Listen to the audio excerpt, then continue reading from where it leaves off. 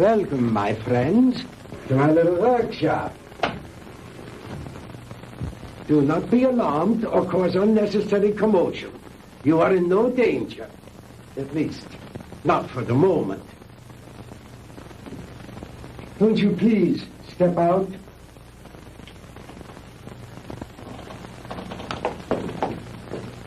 I am Dr. Ernst von Hauser. These are two of my assistants, Manfred and Wolf. Where are we? I told you, we are in my little workshop. And I tell you again, please do not be alarmed. What time is this? What century are we in? Does it matter, my friend? There really is no such thing as time, except as a relative measuring device in your own mind. We're not interested in double talk. What happened to Margaret DeMar? What have you done with her? Please, Mr. Crandall, you will please remain calm. What have you done with my sister? Your sister is entirely safe, Mr. Marr, and I assure you I did not bring her here intentionally. She certainly didn't come here of her own free will. I didn't say that. I brought her here to keep her from harm. Then where is she? Let me see her. But of course. To the armor. Come and see here. Schnell! To the armor. Bringen Sie Fräulein DeMar zu ihrer Schwester.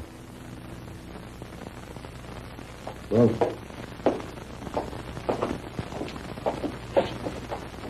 no need for alarm, Mr. Crandall. She'll be all right. She'll be able to freshen up. We will even furnish her a change of clothing.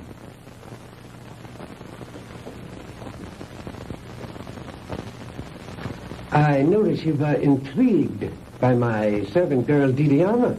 And there you might be. Just a few thousand years ago, she was serving in the court of Count Amemses, one of the great pharaohs of Egypt. And now, she is serving me. Quite an experience, is it not? This is like a fantastic nightmare. I don't understand any of it. How did you get Margie here? I was conducting an experiment with a pair of gentlemen from the past. When the girl and her boyfriend wandered into the machine's field of materialization and encountered them. They shot the boy. They might have killed the girl had I not teleported her here very quickly. And the two red soldiers? I sent them back to Shiloh, Mr. Crandall. But it doesn't matter. They probably died there anyway. Fantastic. Utterly fantastic. Tell me, Doctor, why did you send Sandy and me back to 1789? I admit I took advantage of you to conduct a little experiment. Oh, yeah, it was a little dangerous, but you see, no harm has come to you. Super spectronic relativity? I believe that's what you once called it. Oh, then you are familiar with my work. To some degree, yes. I read up on you this morning in the library after talking with the police. Oh. And what did you learn about me? Quite a bit. I know of your early career and some of the brilliant discoveries you made in the field of physics, and that you were expelled from the International Congress of Physicists because of your theories. Oh, that was a humiliation which will soon be avenged, Mr. Crandall. But go on. What else did you learn of me? Well, I know that you were a friend and sponsor of Adolf Hitler, that you helped elevate him to power in the 30s, and became the organizer and administrator of his Department of Scientific Warfare. That's another thing that puzzles me, Herr Doctor. Why a man of your brilliance should identify himself with a fanatical madman like Hitler. How dare you refer to Adolf Hitler as a madman? He was a great genius, ahead of his time. The world, in its ignorance, was not ready to accept him.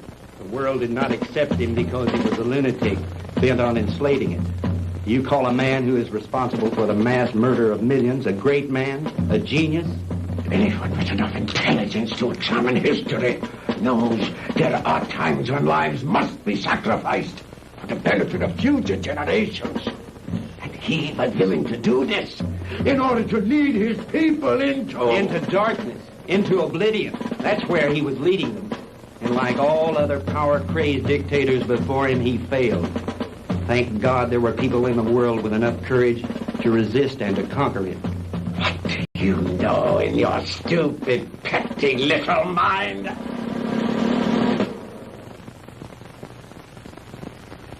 You will forgive me, Mr. Crandall, for my outburst of temper. You are, of course, entitled to your own opinion, for whatever small purpose it may serve you.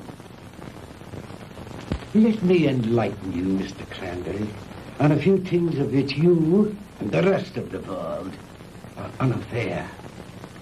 Blame for the loss of the war cannot be laid to Hitler or his doctrines. It was I who failed him. Me and the General Staff. He called for weapons, super weapons, to turn the tide of war in those last few days. Because of my inability to deliver those machines soon enough, we were defeated. It might interest you to know that during those last few months of the war, we had almost perfected weapons so far in advance of anything that had gone before them as to make modern warfare in all its forms completely obsolete. Oh, if we had only had time for further experiments. I know of some of your experiments, like the ones carried out in a certain concentration camp. Oh, then you know about the agent machine. Yeah, they had almost perfected that one when the war ended. Oh, but that machine was one of the more primitive devices, like the jets and the rockets that we used so briefly. We were in the final stages, Mr. Crandall, of perfecting weapons that were truly astounding and against which you would have had no defense. A cannon that killed with sound waves, yet was completely silent. A giant generator gun that could electrocute whole armies in the field. Oh, and more, many more. We'd have only had a few more months to perfect those weapons. We could have plucked victory from the jaws of defeat. The Third Reich would have endured. Not for 1,000 years, as the Führer dreamed, but forever. But the fact is that you failed, Herr Doctor. Failed and lost. But you are forgetting one thing, Mr. Crandall. That was 20 years ago. Since then, I have perfected and even improved on my original weapons.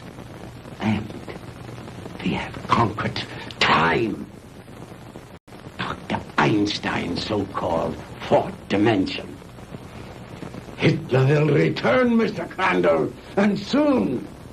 Your victory was but a temporary one.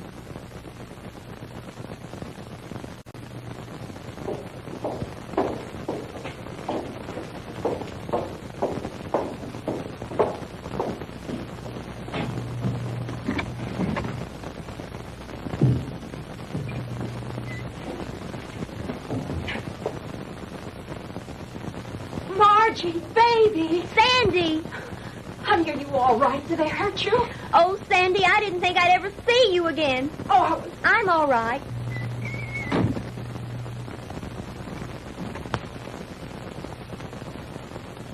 let us out of here. Open this door. Let us out. Please, don't let them keep us here.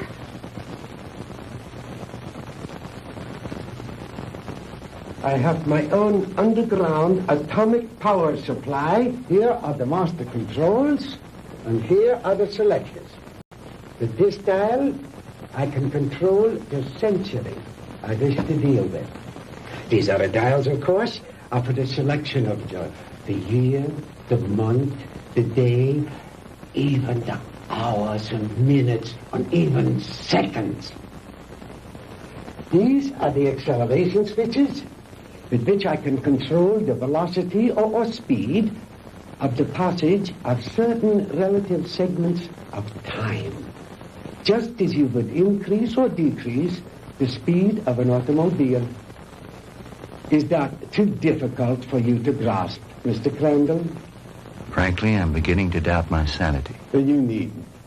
After all, there are very few people in the world who can understand even Dr. Einstein's theory of relativity. And my theories go far beyond his. But you are an intelligent man, Mr. Crandall. Perhaps I can explain it a bit more simply.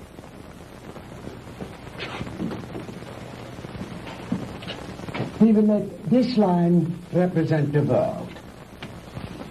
With a line here to represent the equator, and a mark here and a mark here for the north and south poles. If an aircraft starts here, this side of the equator, and starts going up and up and up, it is going north, toward the North Pole. But the instant it passes over the pole, it is no longer going north. It is going south. And yet, it has not turned or changed its direction in any way. Now, that is the simplest way I know of to make you understand how my theory of superspectronic relativity was first developed. It has long been established that time and space do not exist except in relation to each other. Therefore, they are inseparable, indivisible, a space-time continuum. The faster we travel in space, the faster we travel in time. Now, let me use this short vertical line to represent an instant of time, on this horizontal arrow to represent velocity or speed. Now then, scientists have long held that light is the top limiting velocity in the universe. In other words, there is nothing in the world faster than light.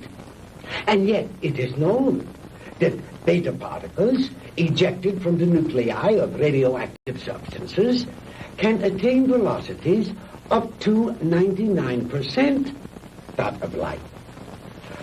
Now, I have always based my theories on the premise that there is no limit to space. The universe is limitless. Well, if there is no limit to space, then there is no limit to time, and no limit to velocity. Therefore, I thought there must be something in the universe that was faster than light.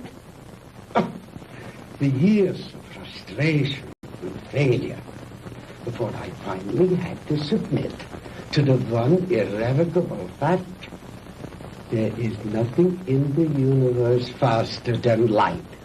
But I discovered a new ray in the spectrum with a wavelength infinitely shorter even than that of the cosmic ray. This ray I called the minus ray. I'm afraid you lost me, Doctor.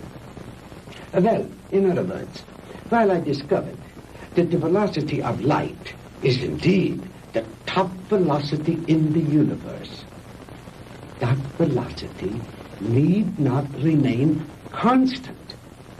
I discovered that through minus rays, velocity could actually be accelerated. Let me illustrate in this way. This line represents an instant in time. An instant, that is, in relation to our immediate vicinity in space. Now, if you enter a dark room or flip a switch, that room is instantly flooded with light. That is because that light, traveling at its great velocity, takes hardly any time at all to cover that small area of a room. It is immediate, instantaneous. Now, if that light had traveled any faster, it would have come on before you flipped the switch. Are you beginning to understand? I think so. Fine.